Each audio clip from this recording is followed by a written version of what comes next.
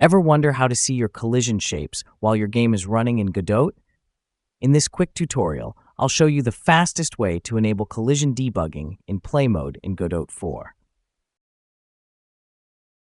Here's a 2D scene with a character's hitbox and an enemy's hurtbox.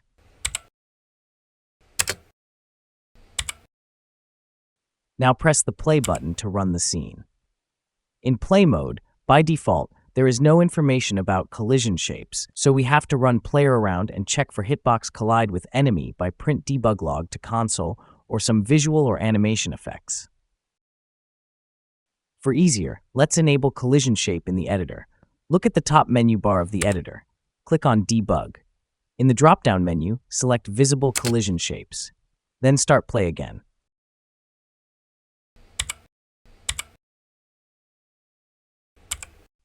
You'll now see all collision shapes drawn as wireframes on top of your game.